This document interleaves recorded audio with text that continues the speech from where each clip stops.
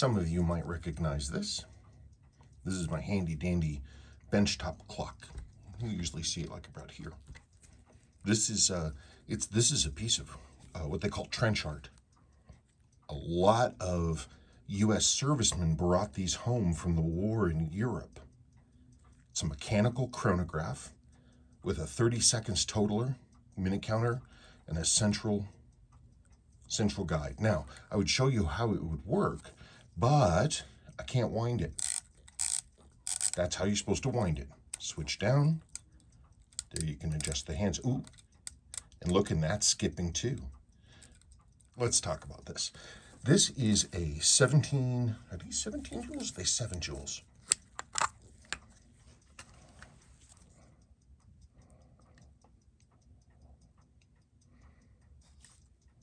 I think they're 7 joule, but they're a mechanical chronograph.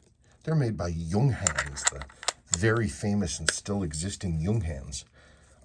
Like I said, it's 30-minute totaler, main sweep second hand, and the bezel rotates, like so.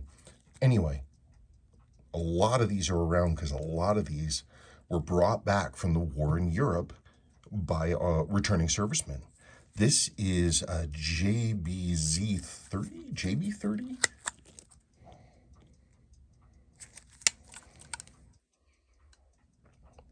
J30BZ.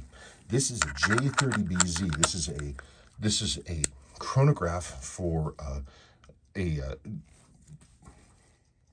so this is a chronograph that was in German airplanes, and this was for, if my understanding is correctly, this chronograph, which was on the dash, the instrument panel, this was for like blind landing. You would, at night or some other issue, you'd pass a known landmark, and then you start the chronograph, and you can count down from there and flying, you know, without visual range. This is all radium, by the way. And then you stop it. This is a pretty cool item. And I guess what would be a neat thing to do is talk about where these all came from. So hang on. Okay. I swear, like 20 years ago, I bought this on eBay from the daughter of the veteran who made this. There it is. The history of the 976th Field Artillery Battalion. I've seen also there are prints of this. I think it was distributed to veterans associations, but amazingly, this is the original. I mean, it doesn't mean anything, but I literally bought this from the guy's daughter. Anyway, these guys were cooks in the Field Artillery Battalion, and this is all about, you know, where they went and all, you know, basically this guy typed up the whole unit history from the beginning to the end. And they also had pictures, you know, of stateside and all this other stuff like that, right? GIs going over, blown up trains, people with their nice cars. Look at that, field kitchen, doing field kitchen stuff. Boy, Army surplus, right? The smell of these canvas tents. Because that's what we camped in. Okay, but then they get into Germany, right? You start seeing destroyed vehicles, all this kind of thing. But then they cross over, they capture an airfield. So these are GIs, looks like summer of 44, I guess.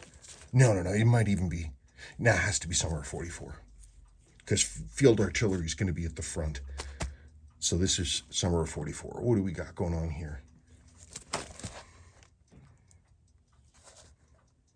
So the Germans just ran. I mean, because at this point they're pushing into Germany.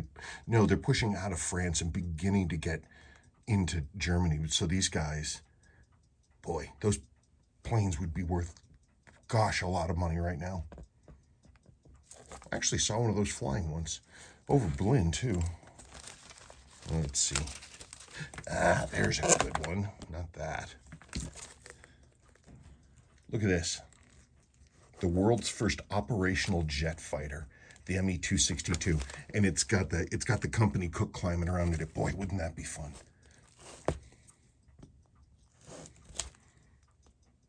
Look at him.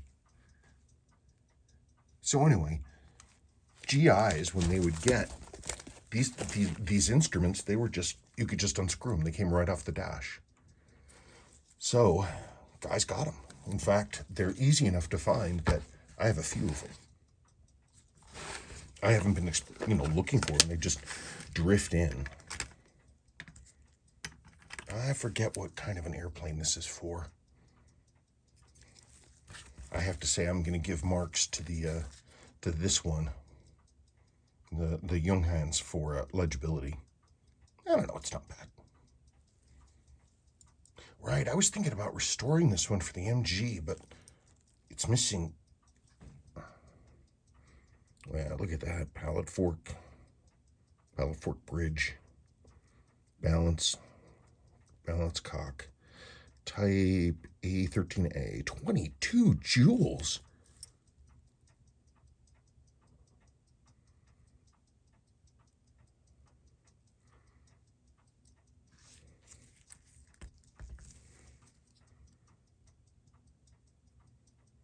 Look at the size of the barrel, actually. Look at the size of the mainspring on that thing. Look how fat it is. Someone was trying to push power into it. The screwdriver or something that slipped.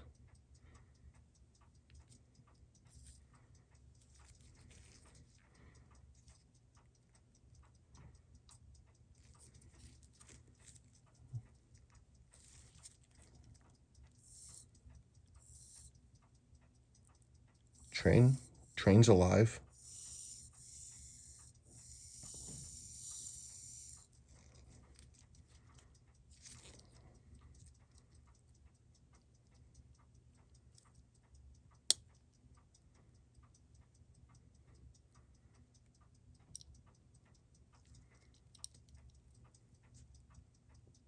Ouch, that hurts. This thing is not. Let's try a piece of wood here. This thing is 100% not lubricated. So that should be running. There's running. No. So it's a one-button chrono.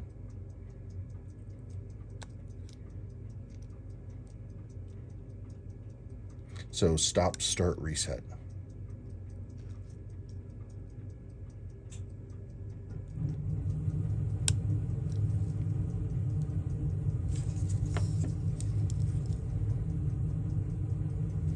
It's a Waltham one-button chronograph. How come I didn't remember I had this? I tell you, people, the last 5 years of my life have just been insane. That's pretty cool, man. I think that's pretty cool. And it's made in America. That is pretty cool. I'm going to have to start looking for parts for this darn thing. I think that's a great idea. I think that's fantastic. I am 100% going to do that. I think that's great. Start out with one plan, come up with another. But I still have the same issue, which is that my desk doesn't work. My desk clock doesn't work. Yeah, look, these are common enough that this is made of two. This is the empty case of one, and this one on here, and this is brake line. There were like 4 variations of these. I think this is the second one. Might even be the. I think this is the third one, and this is the second variation. They were like in, Messerschmitt 109s, Focke-Wulf 190s. There was, I don't know that it was maybe the BF 110s. I'm not sure. This also has some very nice radium lumen there.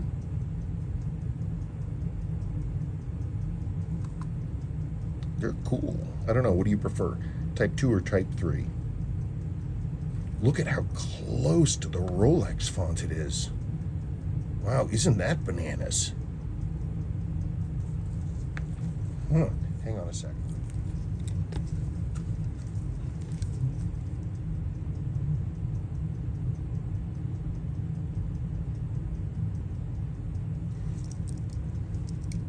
Yeah, it's definitely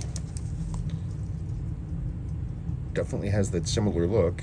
It's not identical, but you know, they're both blobby tritium, so what are you gonna do? The Rolex is more precise, of course.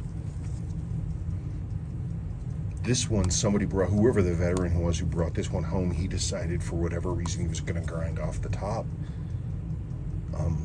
And obviously went right over the screws. You know what I could do, and I've thought about this a few times, this case is good. I could always swap out this case for that one, because they make this like black crackle paint that gets used in, you know, airplane instrument panels. They make that, and I could just spray this, resurrect this case, replace this one, which for some reason got a freaking hole drilled in it. Thank you very much. He probably hung it on a wall.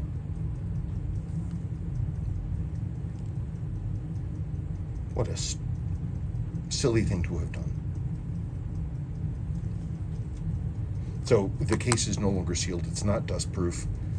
So that's what I'm leaning towards. Just swapping that out. I think that might be a good idea. But if you have a different feeling about it, let me know. So I'm going to then be rebuilding this. And I guess that'll be the next part of the video. Maybe I'll make it part 2. Yeah, I'll figure it out. You know, I used to prefer the clean look of this one, but I'm starting to think this one looks a little more, I don't know, a little more interesting. I wish the hand loom wasn't damaged. I don't want to fiddle with it. But what are you going to do? Okay, where did I put it? Where are you? Aha.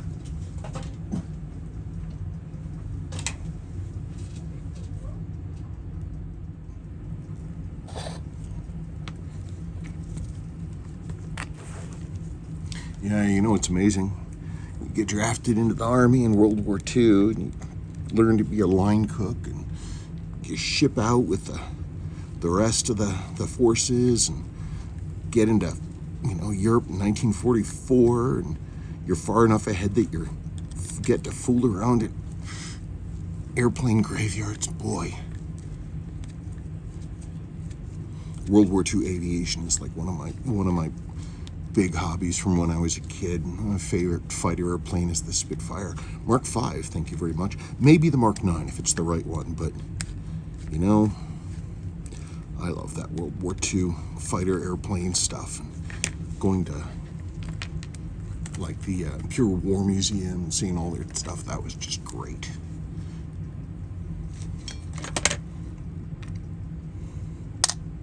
I don't want to get into, you know, a while, you know, while we're here thing, but I actually haven't serviced this thing in a while. I wish that loom wasn't discolored like that, and it got shellacked.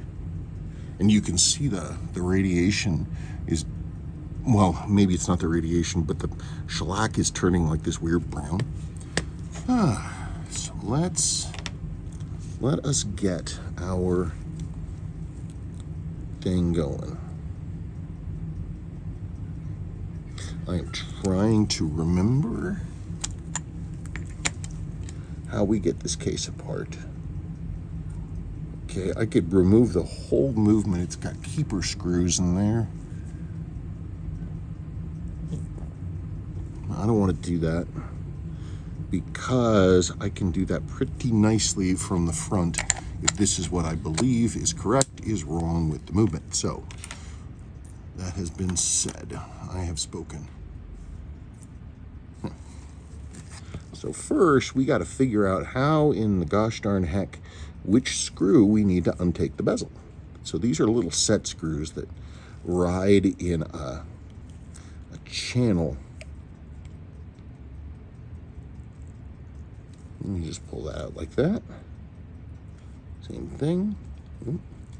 That one, now I don't know that I need to back them out this far. It's been a while. Everything's all nicely enameled. I think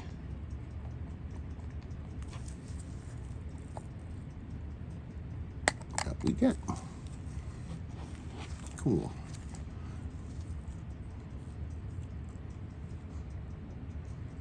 there's a locator holes made out of a, I wouldn't quite call it a Bakelite. It might be actually. I'm sure it is. Wasn't sure how heavy I was dealing with. Let's put that over there. Now, where we're likely to have our problem is going to be underneath the dial. This is our thing right here. That's where our switch is. So, got to get those hands out. Since we're going to do that, let's just get it all to noon. Oh, look at that. I'm powering the train and it runs. How funny. I mean, that's actually a good sign. Hang on one second.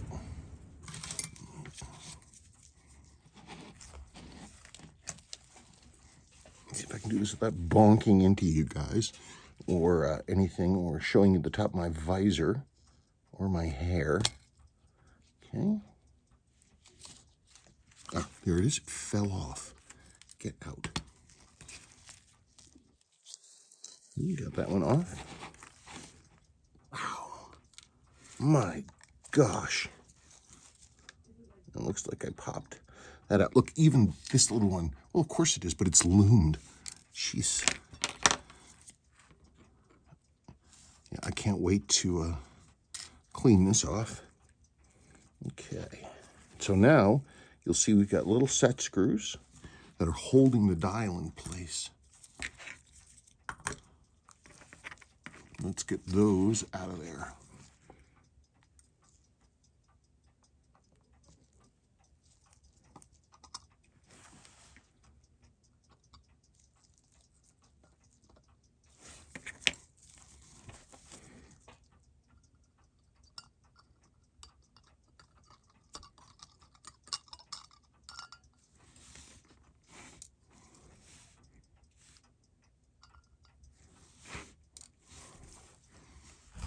Now, I'm really going to do my absolute level best to not disturb that dial. Oh, that's when I haven't serviced. I serviced it in, look at that, April 2017, if I read my handwriting. So, where are we at? Okay, here we go.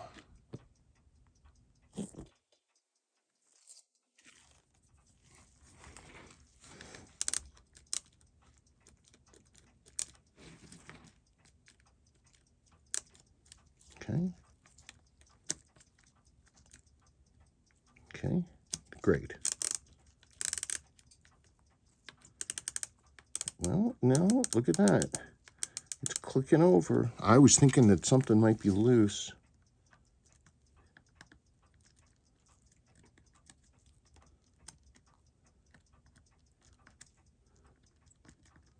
Huh.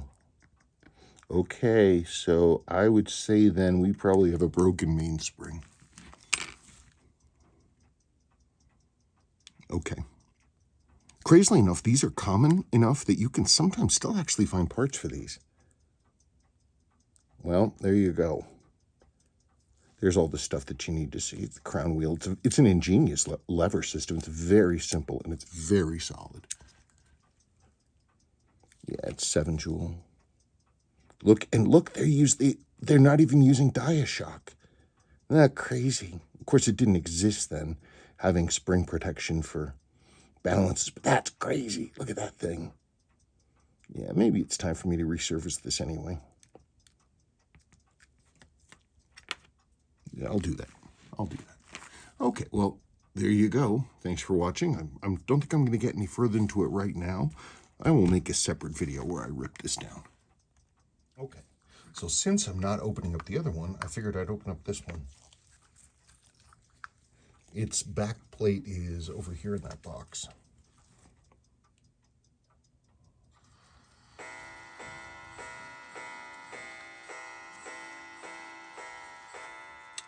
This one is missing its actuation lever.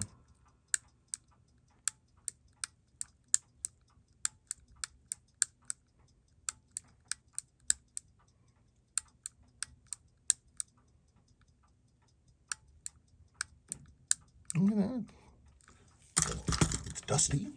What do we have here? We have like a, can we wind? Yeah. put power into it.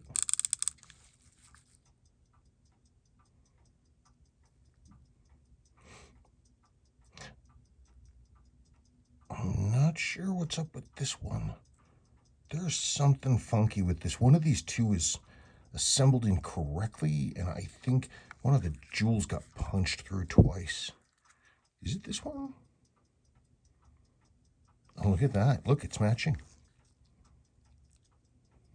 59316, 59316. This must be a really early one.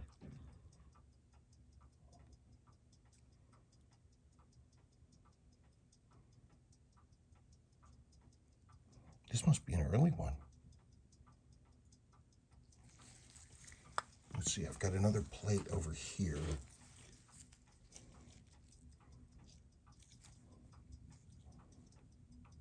See, look, it's got almost no markings on it. This one does. This is for a later one that I found. Oh, right. Pretty beaten up, too. This, I wonder if this is the original one for this. Because that's pretty wasted, too, huh? I wonder. How come I don't think of these things? Any case, that's the way they work. I don't know why this one isn't running, but it sure enough is not. What if I, yeah, power doesn't go anywhere with it. I think that escape wheel is over at an angle. Something's jacked up. You know, it's pretty amazing, though, to invest that much time and effort into having something like this. Anyway, made for a lot of neat desk clocks after they lost the war. Anyway, thank you very much for watching.